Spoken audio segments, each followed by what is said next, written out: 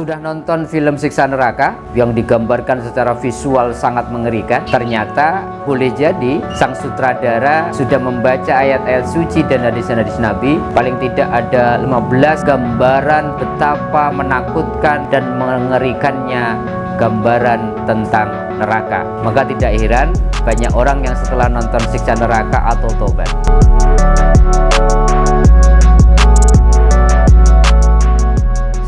Assalamualaikum warahmatullahi wabarakatuh.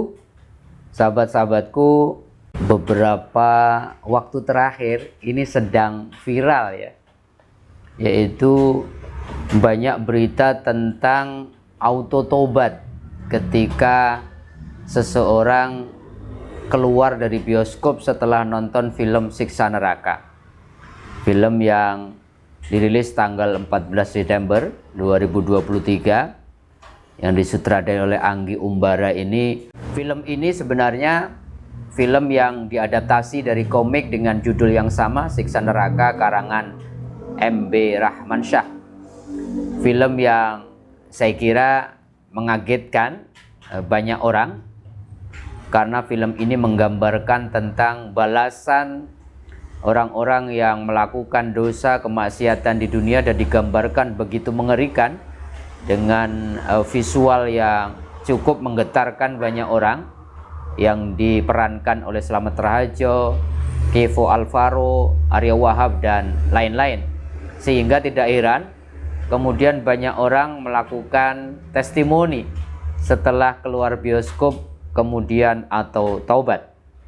Ada artis yang kita kenal, Lucinta Luna, setelah disarankan oleh warganet untuk nonton film Siksa Neraka, dia turuti itu dan setelah keluar dia mengatakan punya komitmen 2024 untuk pelan-pelan memperbaiki diri dan disarankan oleh warganet segera bertaubat kembali kepada jati diri aslinya sebagai seorang laki-laki. Seorang waria namanya Yanto kemudian testimoni bahwa dulu dia seorang laki-laki tulen, tetapi ketika di jalan tahu bahwa pacarnya selingkuh, dia kemudian salah pergaulan dan menjadi waria. Tetapi setelah nonton film Siksa Neraka dia auto taubat, langsung bertaubat. Bahkan digambarkan banyak orang-orang yang masuk gedung bioskop nonton film Siksa Neraka masih dalam kondisi berpacaran, keluar dari gedung bioskop memutuskan untuk putus karena mereka takut akan siksa neraka yang digambarkan dalam film itu. Pertanyaannya, apakah dakwah dengan cara menakut-nakuti itu efektif dibandingkan dakwah yang lain? Ternyata Al-Quran menggambarkan di dalam surat Al-Baqarah ayat 119, Allah mengatakan inna arsalnaka bil haqqi basyira wa nadhira. Sesungguhnya aku, kata Allah, mengutus engkau wahai Muhammad bil haq, dengan membawa ajaran yang benar, tetapi disampaikan dengan basyira. Basyira itu mendakwah dengan memberikan kabar gembira. Barang siapa berbuat baik nanti akan mendapatkan surga, dicintai Allah, ditempatkan di tempat yang mulia, dapat kebahagiaan dan sebagainya. Ini dakwah yang kita kenal dengan dakwah dengan cinta, dakwah dengan damai. Tetapi Rasulullah juga diutus ke muka bumi dengan membawa ajaran kebenaran nadhira. Nadhira itu metodenya adalah memberikan peringatan. Itulah yang kemudian digambarkan lewat film Siksa Neraka, yang ternyata gambar visualnya memang banyak membuat auto tobat orang-orang yang menontonnya. Oleh karenanya, karena Al-Quran sendiri memberikan ruang dakwah itu bisa basyira wa nadhira, maka kemudian efektif tidaknya saya kira tergantung kepada sang objek dakwah. Kadang-kadang dengan cinta itu kemudian orang tersentuh, tapi kadang-kadang orang yang dengan nasihat mauidhah hasanah tidak mempan, kadang-kadang dengan nadhira boleh jadi kemudian dia mendapatkan hidayah dan yaqdhah, dia sadar akan kesalahan-kesalahannya. Dalam bahasa sufistik ada istilah roja dan khauf. Kalau para ulama sufi mengatakan engkau lakukan proses khauf, menakut-nakuti, takut kepada Allah itu sejatinya untuk preventif. Jadi kalau ada orang yang datang kepada kita minta nasihat, apakah boleh saya melakukan kebohongan, mencuri dan hal-hal maksiat lainnya, tonjolkan kemudian dakwah khaufnya, takutlah kepada Allah, sehingga menjadi preventif, mencegah dia untuk tidak melakukan apa yang akan dia lakukan dalam konteks kemaksiatan.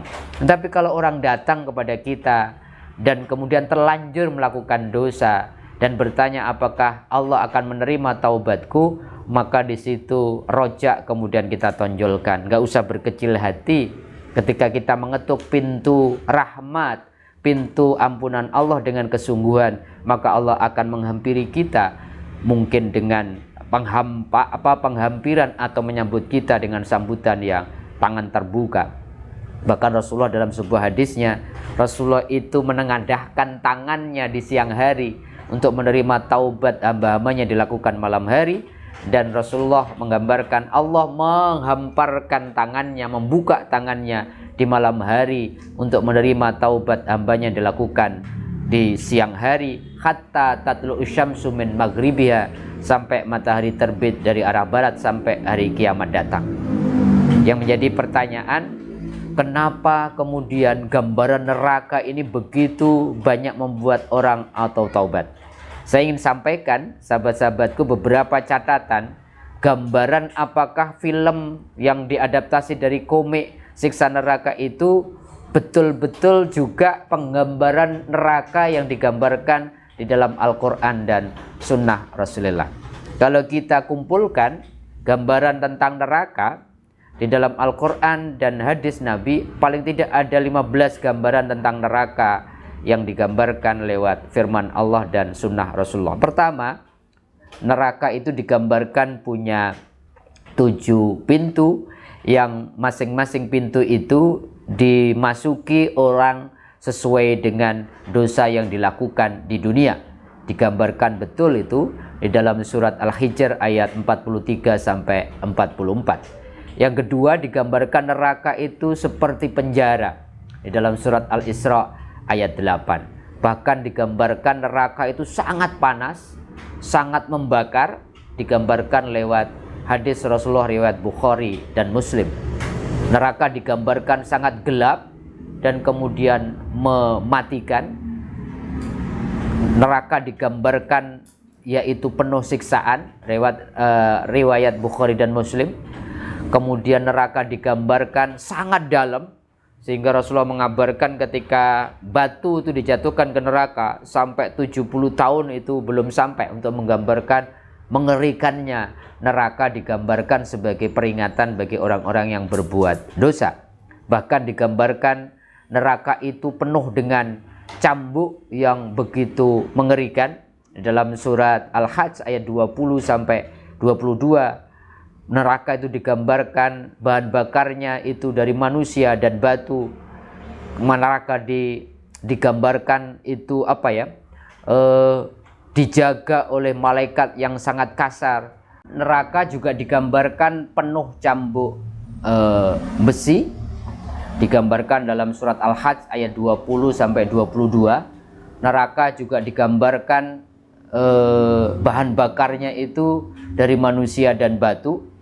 Digambarkan dalam surat Al-Baqarah ayat 29. Bahkan neraka juga digambarkan berselimut api di dalamnya. Untuk saya kira gambaran di film siksa neraka menggambarkan itu ya luar biasa. Dan kemudian neraka juga digambarkan bersuara, ada suara-suara yang sangat memekakkan telinga dan sangat mengerikan. Dalam surat Al-Muluk ayat 7, gambaran neraka juga digambarkan dijaga oleh para malaikat yang kejam, yang kasar, yang kita tahu ya, penjaga malaikat Malik. Digambarkan dalam surat At-Tahrim ayat 6. Neraka juga digambarkan menyemburkan api yang kemudian disitir oleh Allah dalam surat Al-Mursalat ayat 32. Kemudian juga minuman yang ada di neraka itu bisa jadi sangat panas atau bisa jadi sangat dingin, untuk menggambarkan pasti sangat menyiksa orang-orang yang masuk neraka untuk meminumnya. Dan yang terakhir nomor 15, neraka digambarkan yaitu luasnya lebih luas dari bumi, di dalam riwayat Bukhari dan Muslim. Itulah sahabat-sahabatku gambaran tentang 15 gambaran neraka yang diabadikan lewat Al-Quran dan hadis-hadis Nabi. Jadi mudah-mudahan ini memberikan gambaran kepada kita kenapa kemudian kalau kita nonton film siksa neraka, penggambarannya seperti itu sebuah pengembangan dari boleh jadi mereka membaca gambaran neraka yang diabadikan dalam Al-Quran dan Sunnah Nabi. Mudah-mudahan ini bisa memberikan manfaat, pelajaran buat kita.